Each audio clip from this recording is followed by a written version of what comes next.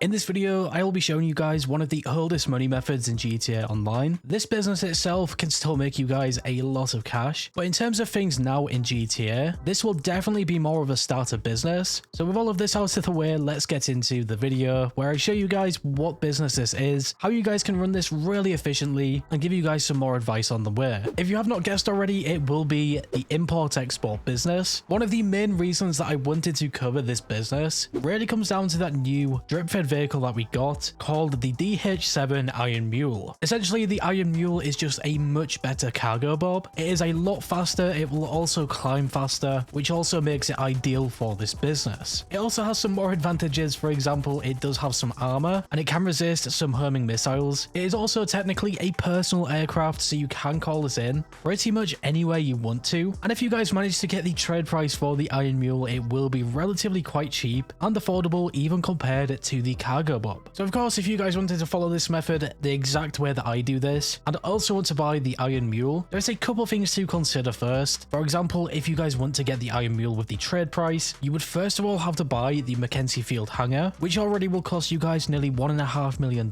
You then have to play through the missions until you get to the Iron Mule mission, and once that one is completed, you then have unlocked the trade price. And then of course, if you guys want to upgrade the Iron Mule in any way, for example, add some different armor, the countermeasures, which can be quite important, especially the engine upgrade as well, to make this a little faster, you will also need to earn a hangar. So you can already see that this is pretty expensive in the long scheme of things, but from using this quite often now, I honestly do think it is worth it eventually. I also really just love using this import-export business. It's just so different from all of the other businesses in GTA Online. It also does not really feel like you guys are really grinding that much. So yeah, at this point in the video, we will be getting into how to actually use this business and how to make it really effective. There's also some other tricks that you can do if you earn some other things in GTA. But of course, before we even dive into all of these things, we need to talk about how to actually buy a vehicle warehouse. This also comes with a cost because you first need to buy the office. It does not matter which office you guys choose. Obviously, everyone has covered this business before, so I'm not going to go into too much depth here, but essentially after you buy an office, you can log onto this computer, select vehicle cargo, and then select one of these vehicle warehouses. I would probably go for the cheapest one, because on the more expensive side, you will be looking at $2 million plus for just one vehicle warehouse, and I think that's pretty ridiculous. So now that you have a vehicle warehouse, you will then have an option to source vehicles, and this is where this other trick comes in, because what I prefer to do is use my Terrorbyte. The Terrorbyte has this really nice touch screen. It also now has the MCT upgrade. However, you will not need the MCT upgrade for this. I like to park the Terrorbyte right outside the vehicle warehouse. It is then like we have an office right outside the vehicle warehouse, so that is really effective. We can pretty much just source vehicles at the vehicle warehouse. If you do not have a Terrorbyte, you can always just set your spawn location to your office. After you have sourced a vehicle, you can then switch GTA sessions to get back to the office and source again. In terms of sourcing these vehicles, there is a specific way to do this, and once done, you will only be able to source top range vehicles. Obviously, the top range vehicles will sell for the most money, and it will mean that you can make $80,000 profit every time you do it. So if you guys wanted to go ahead and do that, you need to first of all get rid of all of your duplicates. You also need to stay under 32 cars total and keep all 10 different low range and 10 different mid-range cars inside your vehicle warehouse. Now of course, this will take quite a long time to fill up and especially get rid of the duplicates. Luckily, you guys can actually get rid of these duplicates quite quickly by choosing the cheapest export option and then blowing them up just outside your warehouse. You'll also see there that this will give you guys a 3-minute cooldown instead of the 20-minute cooldown. When you eventually get around to that type of setup, you will only be able to source top range vehicles, which will mean that you can just keep sourcing, getting a top range vehicle and selling it straight away. I am still in the process of doing this, and you will see it will take a long time, but as long as you guys just keep on top of this, eventually filling your vehicle warehouse with these vehicles, it will make your life so much easier. In the source mission, I got a mid-range vehicle and I called in the Iron Mule. You will see just how easy this is. It is really fast as well. The only thing that you really have to be careful about with the Iron Mule is when lowering the vehicle down to your vehicle warehouse, especially depending on the location. Some vehicle warehouses are a lot more open, which will make things a little bit easier, but just take your time with this and it should be really easy. Another tip that I can give you guys for the Iron Mule, or even cargo bob if you guys have one inside your hangar, which can get you guys a really fast speed boost, is to pull out the cargo bob or the Iron Mule directly from the hangar instead of calling it through your interaction menu. do. I believe that this trick is pretty well known, but it will give your different aircrafts a speed boost. I believe I did cover this in a short or full video in the past, but this has been in the game for a long time now, and I would definitely say it is worth using. The only thing that you have to be careful about is destroying your current aircraft, because then you will have to go back to your hangar and repeat it by pulling it out, and that is really the only way that you guys can lose some time. Hopefully you guys can see it in the gameplay, but this Iron Mule that I pulled out the hangar is just so much faster. I believe it will make helicopters almost as fast as jets, so it is definitely worth trying to do this if you guys have a hangar. It will only take a few minutes to pull out a helicopter from the hangar, and as long as you guys don't crash it, you should be all good. At this point, I decided to export one of these vehicles to show you guys what this would look like. So for this top range vehicle, you will see that you have 3 different options. I think this would be obvious, but you need to select the specialist dealer every single time. It will cost $20,000, but then get you $100,000 in return, making you guys $80,000 profit. Once selected, you then have to customize the vehicle. You only have to change one thing in each category, so it should not take you guys long whatsoever. And once done, very similar to the sourcing missions, we can pick up this vehicle with the Iron Mule. These things will be just a little bit different because enemies will spawn in if you guys are driving the vehicle just a little bit away from the warehouse. The enemies will also spawn in once you guys pick up the vehicle with the Iron Mule or Cargo Bob and fly just a little bit away from the warehouse. So to make sure that you guys do not damage the vehicle, just fly up quite high, and this is where the Iron Mule really excels. It does not take long to climb with this thing, and it will make the export mission just extremely easy. Once delivered, you will see that I made the $100,000, and just like that, we can go back to sourcing vehicles. I also sourced another top range vehicle, and it is worth mentioning that after doing this, you will have a 20-minute cooldown before you can do another, so that will give you guys some time to source vehicles, get some more top range vehicles in, especially if you guys have got all of these standard range and mid-range vehicles with no duplicates. You'll always be sourcing these top range vehicles, so at least in my opinion, you will be able to make a ton of cash from doing this. Obviously, it is one of the earliest businesses, and it has not really had many updates ever since it was released. The best way to think about this business is it is more of an active money method, so it will be best to pair this with things like the bunker, the acid lab, even the MC businesses. Whilst you are completing these sourcing missions and even exporting these vehicles, them type of businesses in the background can make you money. The nightclub is also a great shout as well, and at least now in GTA Online, I would definitely recommend doing this with another business. That would be the best way to make money every single hour and overall maximize your profits. The good thing about the vehicle warehouse business is that you can really run this without any of these extra things. For example, you do not even need a Cargo Bob or Iron Mule. You will not even need the Terrorbyte if you don't want to. You can just strictly drive these vehicles to the drop-off locations. The only reason that you need these extra things is to save time and obviously make more profit. If you use the Iron Mule or Cargo Bob, the vehicles will take less damage, in turn making you more money in the long run. So if you have not used this business before and maybe want to try this out, I would definitely give it a go, especially if you already have an Iron Mule. The Iron Mule just makes things a lot faster and even more fun. Even that trick with the hangar where you guys can just pull out an aircraft will really help you guys on the source missions. So yeah, as always, if you guys went on to enjoy this video or found it useful in some way, shape or form, make sure to leave a like. Also leave a comment below if you guys have any tips that I probably missed out on this video. I think I got the main tips with how many vehicles you guys need to store to always source the top range vehicles. But yeah, if you guys like the channel, make sure to subscribe and hit that bell icon to never miss a video. Finally guys, stay safe, thanks for watching, and I will catch you guys in the next one.